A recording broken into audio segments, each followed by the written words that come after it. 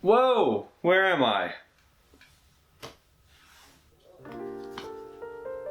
Another Assassin's Creed, another revelation. The last time I talked about Assassin's Creed, I mentioned how I wasn't sure if these games had ever been good, but I like to think that was hyperbolic of me. I played every single one of these games and have been a massive fan of the franchise, so they can't all be bad, right? Right? Playing Assassin's Creed Valhalla makes me question that statement. It's not a bad game. I can't sit here and say Valhalla is a bad video game. Not objectively, and not even subjectively, no matter how hard I try. I mentioned Valhalla in my Valentine's Day video. Anyone remember that? No? Well shit, you should have watched it. I'm trying to build this cinematic universe here, and you're missing out. I mentioned that video because I can't shake the feeling that Assassin's Creed Valhalla is a loveless video game. 8 out of 10. Valhalla continues the trend of Assassin's Creed games that are barely about assassins by putting you in the shoes of a Viking warrior. The dedication to fulfilling the Viking fantasy is the most passion you'll find in this game. It's clear Ubisoft weren't making a video game with their hearts, but with their greedy fingertips. However, don't get this confused with the idea that they didn't work hard on this game. Valhalla's hard work definitely shows as it improves upon a lot of the complaints I had with Odyssey. Gone is the endless loot grind that was in Odyssey, and that seems to plague every video game nowadays. All weapons and armor are collectibles to find with set stats rather than randomized repeats of the same looking equipment. They can also be upgraded by gathering materials and bringing them to the blacksmith. This makes every piece of equipment unique again, and solves the problem of constantly seeing your character mix and match so many random pieces of equipment that they look like they tripped and fell into a Scandinavian Goodwill. Now this change isn't all that new to Assassin's Creed, and it's definitely not new to gaming in general. This is how Assassin's Creed Brotherhood works, how Skyrim works, how Dark Souls works, the list goes on. Its addition isn't revolutionary to me because it's new, but because it's so much better than what has become the new norm. Matthew Matosis said it best in his Meta Micro videos. Really good. That's a fantastic video, you should check it out. Where he discusses how games are being made to exploit us. That's what's so worrisome about this loot grind that has taken the gaming industry by storm. It's made an infinite amount of loot to collect, and the player is constantly seeing bigger numbers slapped onto the same old armor that they've been taking on and putting off time and time again. It tricks the player into believing that they're constantly rewarded. And it further gamifies the world, which detracts from its more immersive qualities. But worst of all, it plummets me into an existential crisis on why I play video games in the first place.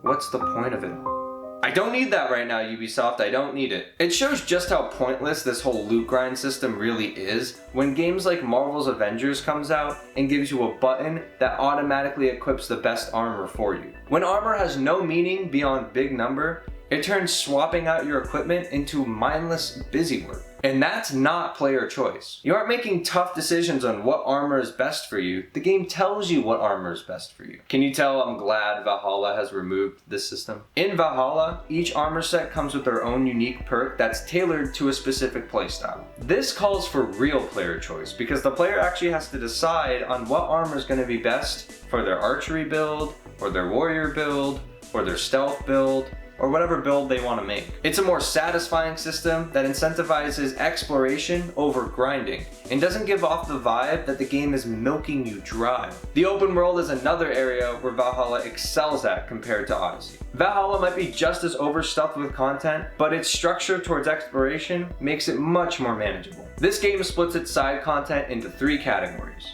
treasures, mysteries, and artifacts. Treasures are where you find weapons, armor, and upgrade materials, all marked in gold. Mysteries are bite-sized side missions marked in blue, and artifacts are your standard collectibles marked in white. This organization streamlines the moment-to-moment gameplay so the player can quickly identify what side content is worth their time. To navigate towards these objectives, the player is given a compass, a map, an eagle vision pulse, and their raven Sunan. Unfortunately, this myriad of options comes off as excessive hand-holding. I noticed that due to having so many ways to navigate, Sunan was utterly useless, especially since he no longer targets enemies like the birds in Origins or Odyssey. Valhalla's England is a stunning world to explore with breathtaking foggy marshes and vibrant plains, but the UI clutters it all. Players wind up staring at the compass the whole time rather than taking in the environment. Sadly, this game doesn't have anything like the wind mechanic in Ghost of Tsushima.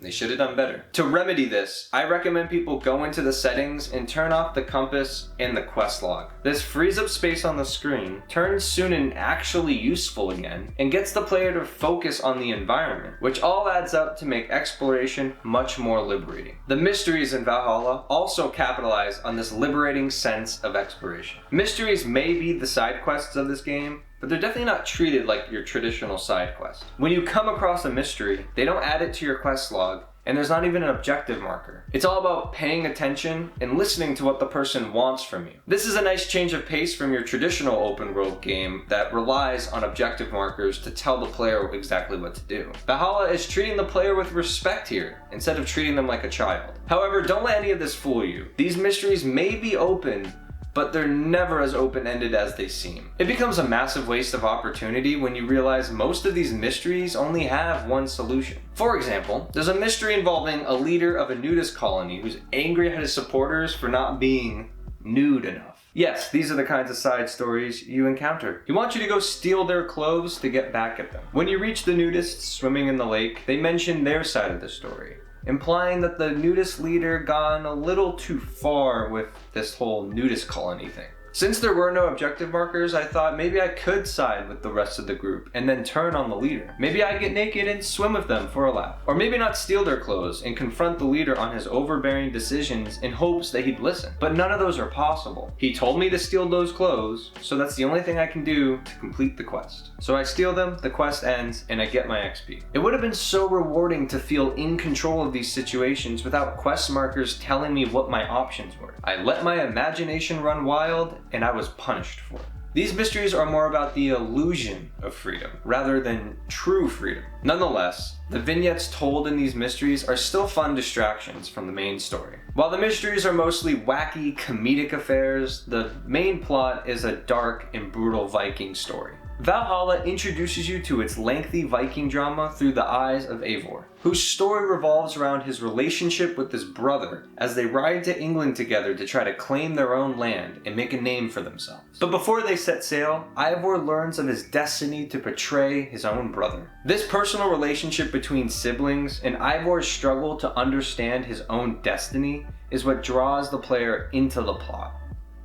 But the majority of the plot is political squabbles over territory. Dialogue choices are present here, but far too rare for this game to call itself an RPG. There's long stretches of conversations where the player has no choice in what Eivor has to say. After coming straight off of Cyberpunk 2077, this issue only becomes more noticeable. This makes me regret complaining about the choices in that review, because this game makes Cyberpunk look like you're drowning in narrative decisions. The broad strokes of the plot are interesting, but the political details get boring fast. That side of the story is written like mediocre episodes of Game of Thrones they cut from the show so they could add more nudity. It's clear that being a Viking was more important than being an assassin in this game, just like being a mercenary was more important than being an assassin in Odyssey. Unity may be the last authentic Assassin's Creed game because the assassins in Valhalla feel like an afterthought. Although, this is neither a good thing or a bad thing. Assassin's Creed 4 was exceptional as a pirate game, not as an Assassin's Creed game.